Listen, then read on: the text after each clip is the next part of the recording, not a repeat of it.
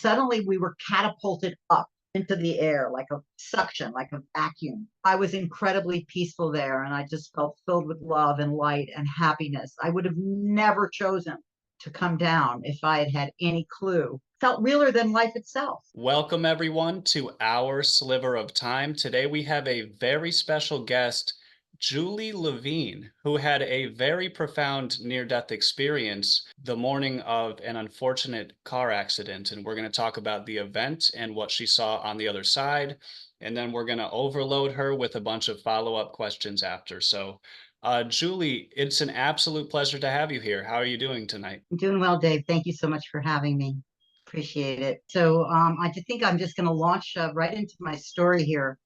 I was director of Health and Human Services for Fernando Ferrer, who was the Bronx Borough president. He and I and 8 or 9 other staff members, senior staff members, were sent up to a meeting in Albany, in the capital, on the beginnings of what they called welfare reform. My one friend, I'd been on the job for only a month, and I had one real friend, and she was a little bit younger than me, and I was a role model, and she liked to pick my brain. Her name was Robin, and she was an amazing human being. She was flamboyant, and she had bright red hair, and she was half Irish and half Jewish, and she'd just gone on this pub tour to discover her Irish roots. She's a very open person. She really cared about low-income children and families.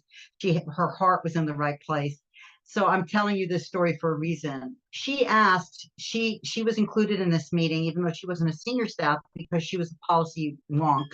And she said, Julie, I'd like to drive up with you. How about I pick you up? I'll pick up one of the government cars. I'll pick you up and we'll drive to Albany together. And then maybe you could drive the car home because I have a boyfriend up there and I'd like to stay over. I said, sure. So she came and she picked me up in this little Dodge Aries, this little government car. And we were about halfway to Albany by Kingston, or many of you know it's also the Woodstock exit, for those of you who remember Woodstock, about 2 hours outside of the city.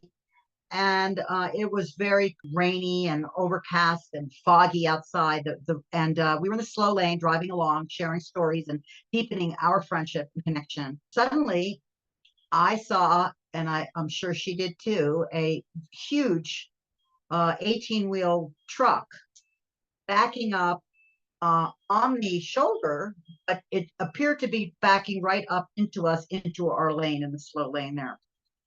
And at that second, I knew that there was no way we were not going to hit that truck. It just was impossible.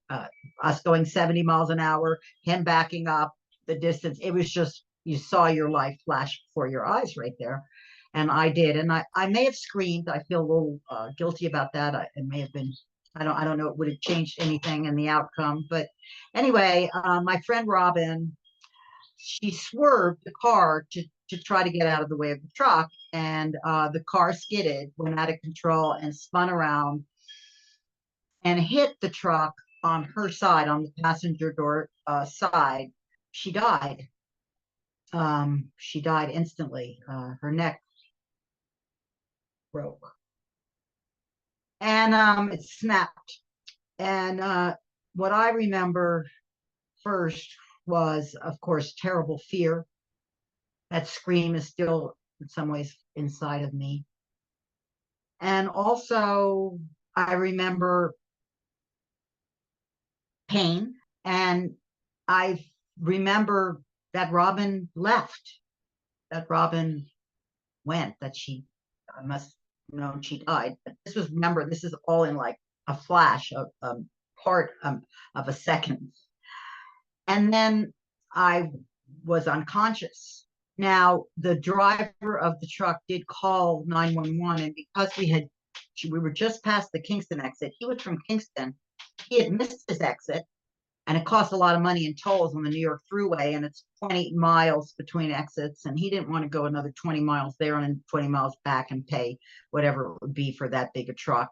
So he was backing up on the shoulder, Apparently, it may have been not in the lane itself, but it was pretty damn close. And it sure looked like that as something, forget what the word is, but it's irrelevant. Proximate cause. I'm 65 now, so this is a number of years ago, but very, very real to me. Then I found myself in a cave tunnel. And I say cave because it had rocks and it had moss. There was a little trickling of water, but it was also a tunnel because I saw dimly light coming from both sides. It was a little dark, but it was very comfortable. And Robin was there with me.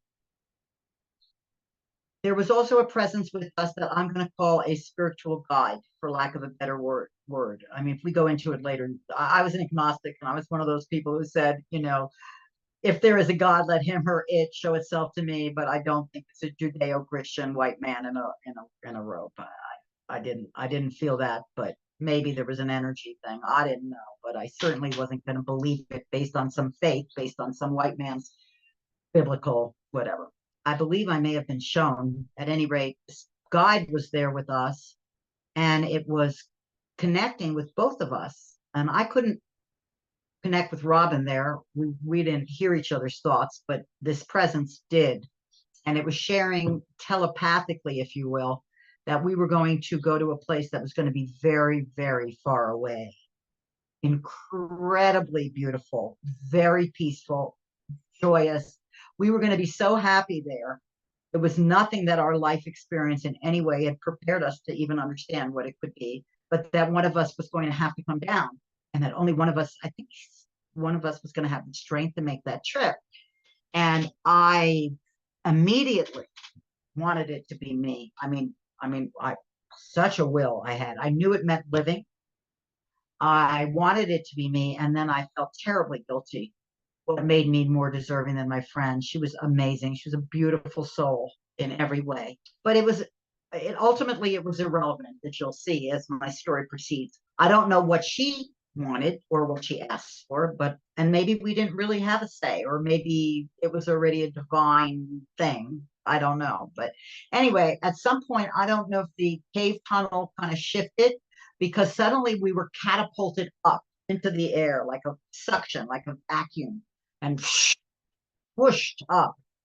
And then we were in the light. We were part of the light. I was no longer the Julie, the identity of Julie. I didn't have any of the pain that I had, either physically or emotionally. I didn't have any memory of life, and I didn't feel any sense of time at all. Everything was a part of everything. It was like soft light, white light, water flowing through, between, around, and air, everything in the perfect temperatures. And it was like nirvana. It was like a bliss state, or being in the womb. It was like everything that people are always aspiring to try to reach and never quite getting there in this earth realm. I was incredibly peaceful there, and I just felt filled with love and light and happiness. I would have never chosen to come down if I had had any clue, as when I was asked the question. But as that presence had shared, I didn't know. I had nothing in my life experience to prepare me for how beautiful this was. And the only thing that I was aware of in the light that was in any way distinct, was that the energy that had been Robin, my friend, and my energy were very much connected. It was like a swirl of energy between us, and I could feel her peace and her happiness. I could feel she was feeling just what I was feeling, right? And I'm very grateful for that, because I do know that she was at peace, and I was able to share that with her mom, who of course was really devastated. Anyway, long story short, I don't know how long, right? You mentioned that you got into being a podcaster partly because you had a near-death experience, but you weren't there for very long. I have no idea how long I was there for. It could have been a second. I was when the EMT got there, like 4 to 6 minutes after the accident. I had coded, and he resuscitated me, although I was still unconscious. for most of 9 hours, but some of that was because I was under in surgeries. I don't know how long it was. It could have been forever. I can't tell you. But then suddenly I find myself in horrific pain, like no pain I'd ever experienced in my life. My head was just hammered. It was so much pain in my head. And there was this horrible light, this super bright light that was just, it just, I felt like I was gonna, it was just awful. And I couldn't move. I couldn't really talk. And I was looking up at what seemed like an alien, and he had like three eyes, and they were moving around and shifting all over the place. And I did not want to be there. I was like, I had this very strong feeling of still being in the light, and I wanted back. It's like, why did I have to leave? Why did I have to leave? Where am I? Well, it turned out that this alien was actually a doctor, and I had paralyzed fourth cranial nerve, which had resulted in vertical and horizontal double vision and no stability of gaze. I ended up having to have strabismus or eye muscle surgery probably about 9 months after because I couldn't drive, I couldn't read. Very difficult to work in that situation.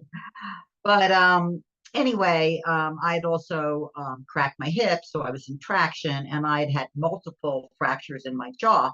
So they had, rewired everything, and they put metal in, and there was wire in my jaws, which is why it was so difficult to talk.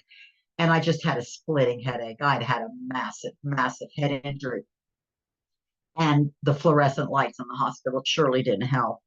And I was confused, like, where was I? Like, I didn't belong here, and I didn't want to be here, and nobody would tell me. And I just had one question. To take, I wanted to have confirmation of what had taken place. And to do so, I needed to know what had happened to Robin. And so I kept asking. That's all I did. And nobody would tell me. Apparently, I was still in serious condition, and they were concerned that how I would take it. But I needed to know because I needed to make sense of everything. The only thing that was real was where I had been, and nothing else made sense to me.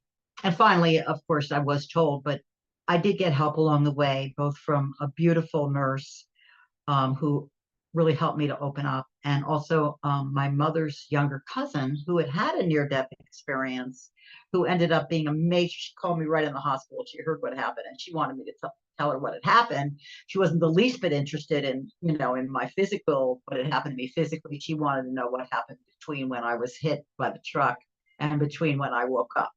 And because she had been there, and she totally got it.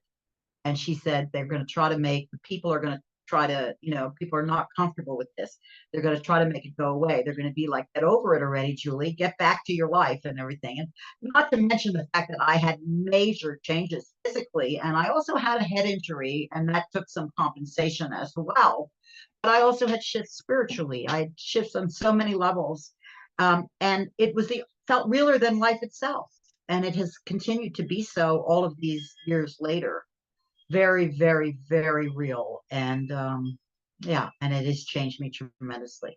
But that's the story, if you will, in a nutshell. How was this kind of transition back into life, and how do you proceed overall after an experience like this? For me, it was really difficult. I mean, terribly difficult. And because I've done work with people who've been through this as a speaker for the International Association of Near-Death Studies and facilitating support groups, I know how difficult it is for almost everybody. I mean, there are a few people who kind of deny the experience or push it away or say, oh, I had it, but it hasn't changed anything.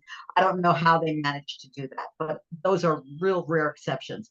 For me, first of all, my entire identity was wrapped in my job.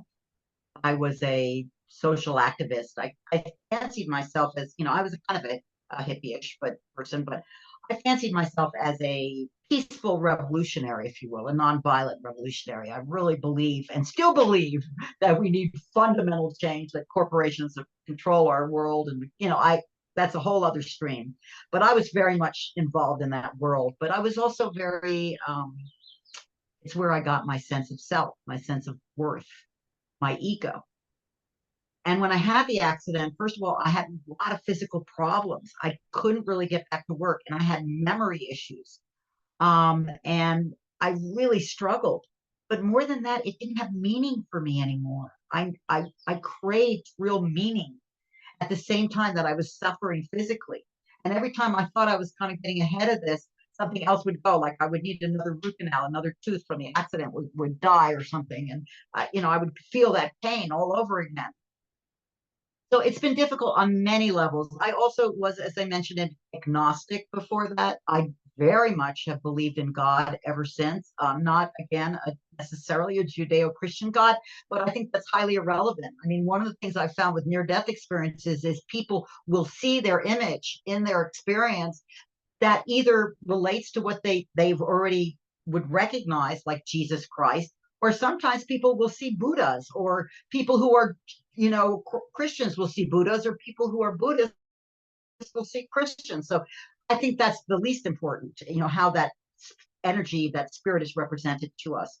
But ultimately, I believe since then very deeply in God, and I've also needed to have more of a human connection. I believe I've become much more connected to my own psychic nature, which we all have: empathy, predilection, deja vu, intuition, and some other things that go along with that are really part of all of us. And it's become much more important to feel a heart connection. Like that's all that matters, like living as close as I can to the light. Because life is very difficult. It really can be difficult, both physically and emotionally and spiritually, economically, on so many levels. We suffer, we struggle, we feel pain, we feel loss. And I felt that I needed to find a way to live as close as the light as I could until my time came. And I felt like I had a mission, and it was to connect with other people who were struggling, including people who were dealing with their own death or dying, or those of loved ones. Not that I would expect them to believe it because I told them, because I wouldn't have believed it when they told me, but it would have an impact. I would think about it, and then maybe when something happened, I would connect the dots. And part of it for me is also telling people to work for more balance, not to keep running, not to let them make anything go away. Stay with it, be with it, love it, connect with it, accept it. And you will have much more in the way of insights. Like if you lost somebody, you'll feel them more, you'll feel connected with them more in ways you would never think are possible. But don't doubt, appreciate the ways that people will connect with you that love you. I've learned that. I've learned that from speaking with groups that children that had lost their children. Oh my God. And every one of them, almost every one of them, had some kind of an experience where they felt their child after they died. And I think that's so beautiful and so real. And even then, they were being told, sorry, they're dead, get over it. And people start running and they don't let that connection, take place. So I also developed an energetic connection with like electricity and stuff, where like lights constantly go out and bulbs and everything around me. And I'm very, very sensitive to electricity and to light. But part of that is my eye surgeries. But the other thing is that I have developed a total intolerance for wireless stuff. There's such an inundation by the telecom industry in cahoots with our government, and they're putting cell towers everywhere, including the 5G towers, which have really a frequency that's extremely damaging to human health, but only penetrate small areas. So they're putting them up everywhere and like around the world. It's surveillance and profit and all kinds of reasons. But I can't tolerate it anymore. And so sadly, I had to move away from my friends and family and move into the mountains to get away from it. But that has also led to a deeper connection with nature. When you look at what frequencies do to water molecules, and then you realize Yes. that the human body is composed of mostly water, and you have to think like, what is this stuff like truly, what is the effect it's truly having on our bodies? And so I commend you for saying, you know what, I got to get away from all this stuff. I mean, it's nearly impossible, but if you're like, I need to move to the mountains to get away from it, you're probably better off, to be I honest. am. I'm just now trying to fight that proliferation out here. But yes, I am better off. Thank you. And the other thing is with blood, I had a nurse show me what my blood looked like. She just took a little blood and on a slide and showed me in a microscope. Anybody can do this, by the way. And before you use a cell phone and after 2 to 5 minutes even of use, all your blood clusters like in little clumps. I mean, it's terrible for you. And there is, I mean, I don't need to go into all of this, but the Institute of Health, which is part of the U.S. government, did a study. There's literally thousands of studies, and I started a nonprofit about it, 5G Free California, and I realized it's too late to stop 5G, but we need to educate people quickly because our rights are being trampled on totally. They're putting these things up in the middle of the night without any notice or ability to oppose them. It's going to take a collective of people to say, you know what, we've had enough of this. It's destroying our bodies. Um, but anyway, let me not get too sidelined because Exactly, I could, exactly. And the fact is, if people don't stand up, it's really over. The consolidation of power is so extreme right now, and the militarization of our world and even of outer space. It's scary. yeah, well, that's exactly the thing is that the system is larger than us, but really it's up to our level of tolerance. And God forbid you even hypothetically suggest that you should leverage your own tolerance, you know, you can get in a lot of trouble for even saying that. So I'm most certainly technically not saying that, but you understand, yeah. Yes. You don't Well, want I'm to, delighted because you're a younger person, and I'm delighted because younger people are the ones that are going to be stuck with all of our lack of our generation's lack of motivation to fight hard enough, our willingness to accept, alcohol and sports and all of the fillers in our world, as opposed to if I could get the people that went to the football game that my boyfriend went to, to come out to a protest around, the wars, these wars for greed or whatever, like our world would be a different place, you know.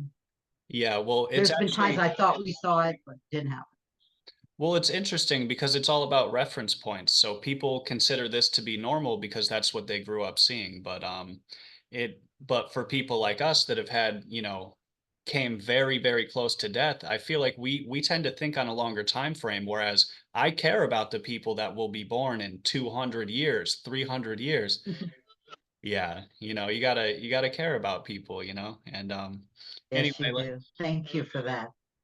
Because oh, I cared about people before, but my caring for people and even for animals has just increased tenfold. At some point, I was looking animals in the eyes and saying, "Oh my God, I can't eat them anymore," so I had to stop eating them.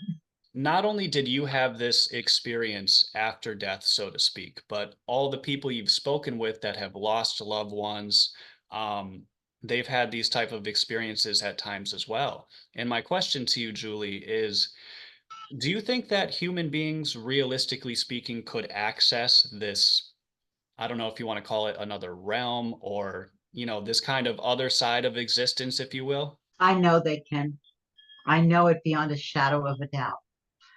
I'm, as I mentioned, I'm a person who really can only believe something if I'm actually shown it. Um, and this has now happened to me so many times that I absolutely know it to be true. So the first thing I'll say is that for me personally, my first of all, Robin, my friend that died, has come back to support me time and time again. I have felt her presence very strongly since she died, very strongly. Um, my grandmother, who died soon after this experience, who I shared the experience with, because we were very close, she's come back.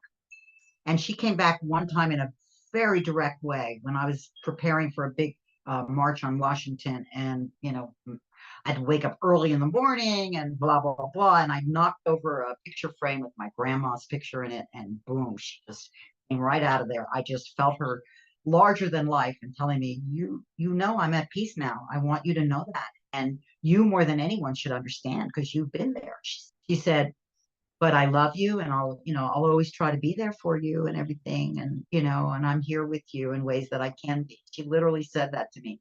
So that was the first thing. And then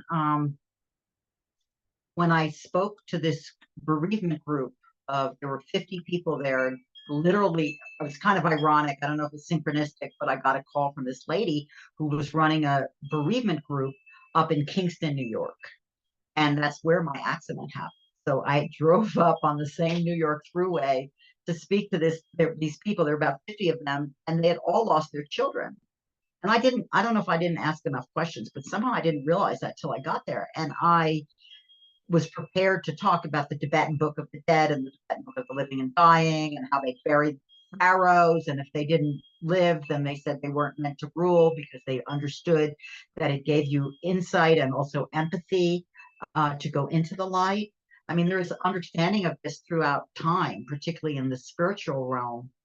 But again, we're very devoid in this culture overall of spirituality. So I was a little bit, and then I was going to talk about my experience and what I've learned or whatever. But then I thought, I can't do that. This is so deep. I was so moved at what these people had dealt with losing their kids. And I don't have any children, but I can only imagine the grief that would bring.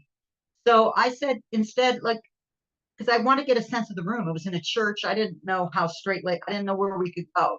So I just said, look, have any of you ever had an experience since your child died where you felt them very strongly, where you felt a connection? There was a connection.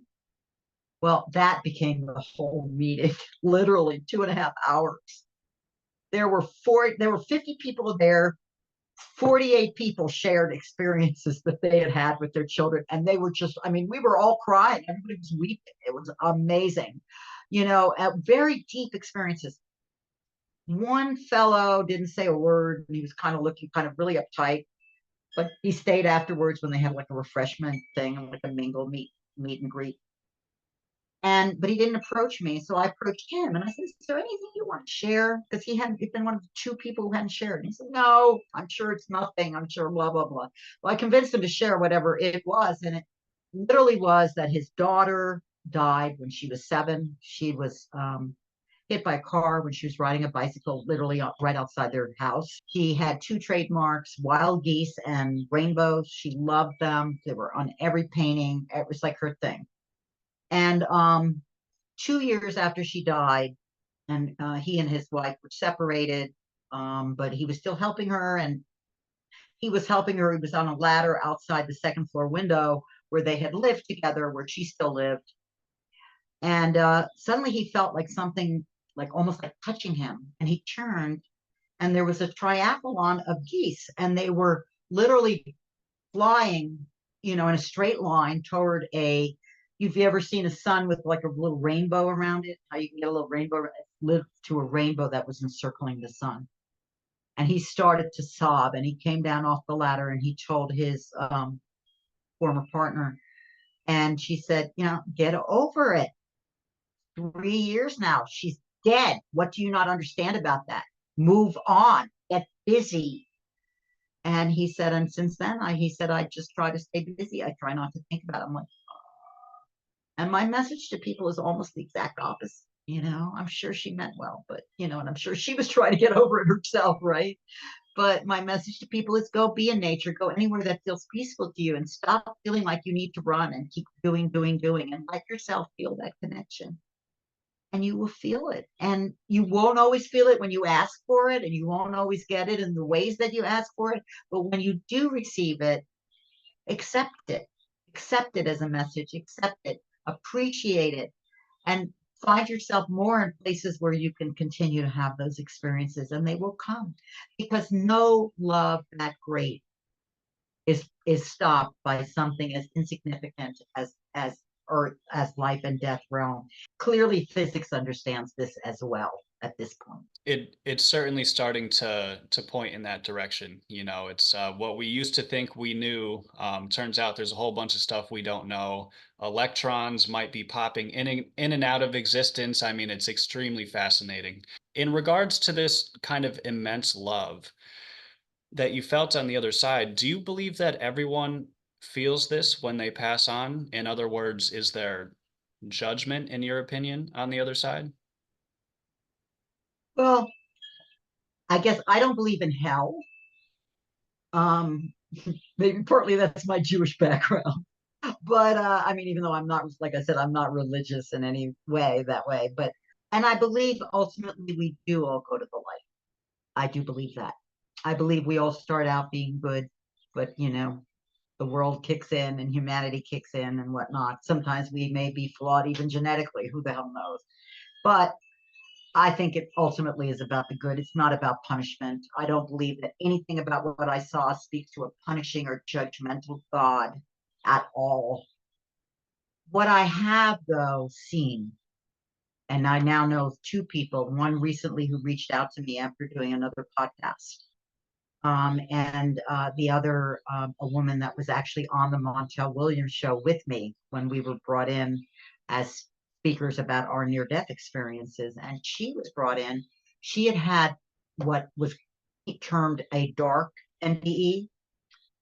But what had happened with her is that she had two young children. She was deeply depressed and she tried to kill herself.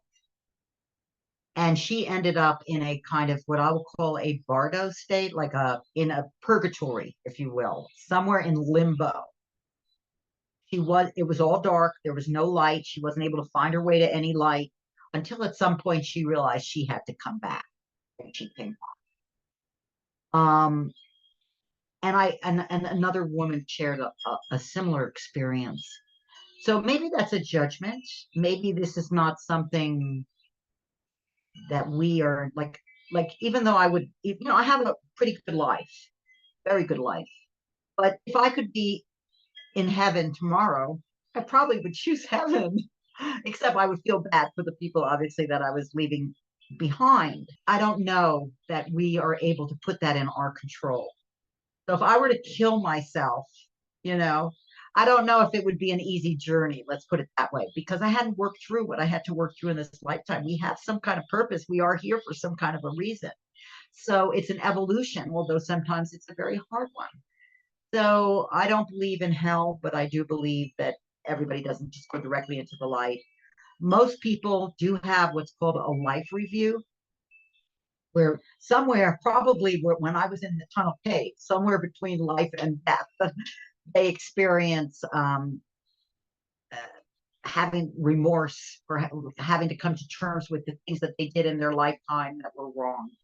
And they have to just kind of, sometimes it just flashes before their eyes. It's just shown to them until then they're able to move into the light. But there's no fact that they don't move into the light. They just have to go through that review first and foremost. And maybe it's a way that if we do have to come back, if we do have subsequent lives, that we will have grown from this one and we will evolve and be deeper and older souls. Who knows? I certainly hope that all these lessons that we learn in our life, are not for nothing. I'm not necessarily a nihilist. I hope that whatever I've learned in my life, and I'm no expert, I'm no genius, but I wonder about this often. If we live multiple lives, if reincarnation in some way is happening, do you believe that we kind of retain the lessons as kind of like instinctual, and so we come in with like a baseline of what we've already learned, or do you think we come in neutral every time? Yeah. Well, again, I'm not sure because I didn't have this exactly in my experience. So I don't believe anything for sure, although I've become much It more open to it's a little possibilities. But speculative. right, but let me tell you what I did experience that made me think that yes, this could be. First of all, I'd like it to be. That's why I'm working on some of my remaining stuff because I'm ready to move on into this beautiful light. But the other thing is that I heard this guy, Dr. Brian Weiss, speak. He was a psychiatrist at Yale Medical School, and he did lobotomies and he did shock treatment, all kinds of things. And this one woman that he was treating, well, anyway, I'll give you the short version. The short version is he ended up leaving that job, and all he does is pass life progression. And it's because he had to hypnotize somebody who had a pill phobia, so we couldn't give her antidepressant. But it changed him and her. So anyway, when he describes people going through these hypnosis sessions and going into past lives, at the end of each life, they go through a tunnel and into the light. And that absolutely was researched and documented by that hypnotic work and has been by other people doing hypnosis. So to me, that makes a connection between what I experienced of going through a tunnel and into the light. And I think, bingo, and they came back. So I think it's quite possible, if not probable. When you were on the other side, you said that in that moment you didn't remember your life, at least for a brief period, when you were in the middle of swirling with your friend Robin and you were Mhm, encompassed in the light. Do you mhm. believe that you would potentially be able to access it at a later time? In other words, do you believe that we forget our lives completely, or that you would have been able to go back to it upon reflection? That's a really fascinating question because my first answer was going to be no, because we're past that already. I mean, I was outside of time. I was fully present where I was, and there was no reason to be anywhere else. I was completed.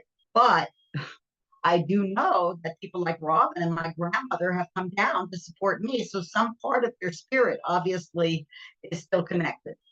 So I think it's a combination. It became not important anymore. And I know people are holding on to their identity so hard. And that's one of the reasons they're so afraid of death, because they're like, what about me? Will I be lost? Well, the me as we know it, that we've been holding on to, right, for all these years, yeah, probably not lost, but the higher you will be found. Maybe if there's some attachment there. I understand that people have said that they felt like they were connected with like a silver cord, and that cord represented like an immense love for someone else. And that was kind of the attachment that kept them connected to that person in the physical realm or on the other side, vice versa. So maybe it depends if there's a connection there. I feel that silver cord with Robin, and I've never heard that before. So that's fascinating to me. Thank you for sharing that. Oh, of course, of course. Well, hey, thanks to the people that I've heard it from. I listen to near death experiences all the time. So, if you could ask a question to the person watching this video right now, what would it be? I could maybe think of two questions. One of them would be, where are you in your life? Just like you shared with me, like how you got into doing the podcast. I'm very curious about anybody listening to this to know what their story is, what part of this might resonate for them, or what they could bring. Like, for instance, the silver cord that I didn't know. So I I care about everybody that's listening to this very much, and I do care about what their story, is. And I guess just the other one would be more on a personal level. I do have I'm still human. I still make mistakes and I still have ego, but a lot less than I used to. Really, a lot more humble. Like you said, you learn how much you don't know and all that. But whether this helped in any way. I mean, I guess I'd like to know if I'm helping. A lot of people that watch this type of content, they are either having existential questions of their own. Of course, someone might have lost a loved one, God forbid. And, some people are just on their spiritual journey. They don't know what the purpose of life is, what the meaning of life is. These questions can be overwhelming for people at times, especially the existential ones. Do you have any advice to the people watching this video that might have these existential questions or something like this? Anything of comfort that you're willing to share with them? I just really want to validate everybody's experiences, because I think that before I believed, before I had that direct experience in the way that I did, I doubted everything. So if I had anything that maybe happened that was a little bit spiritual or whatever, I denied it. I just pushed it away. I didn't really focus on it at all. And I just think that we all have had, most everybody has had existential experiences. I'm no different. I just want to support people believing in their own experience and taking themselves seriously and having confidence, and using that as a way to explore and look further, if you will, if they choose to, whatever it is that will bring them more peace. If people want to see more of what you're doing, is there a place they can find you? And if so, where? Yes, feel free to email me. And if there's as we explore, if there's a reason, we'll share phone numbers or whatever. I'm very open to having conversation with anybody who feels called to have that conversation. And so let's start with my email, which is Julie, Julie, magic, Magic, 2010 at gmail.com.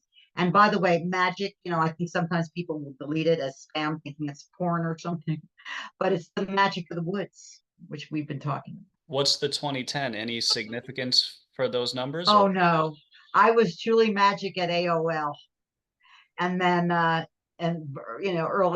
earlier on in this thing, and then when I had to switch to Gmail, I couldn't get that one. So at the time it was 2010, and I don't know why it didn't occur to me it wasn't going to be 2010 forever. that's No fine. real reason. Thank you so much for coming on. It has been an absolute pleasure talking with you, and maybe we're gonna have to do it again in the future. We could maybe figure out a way You to do bet. Thank you so much for your time. And for everyone watching, thank you so much for your sliver of time. This has been ours. And the pleasure is all mine, Julie. So thank you very much. Thank you so much for what you're doing, and you're really a true pleasure yourself. Oh, thank you. You're on mute. Okay, sorry. I'm on. This is the part where I usually say, "Don't worry, I'm a professional," and then the guest gets nervous. I Um, like, don't worry, I'm a human. That works for me. that's a pretty good one too. I'm Um, a caring human. oh, trust me, this is going absolutely fine.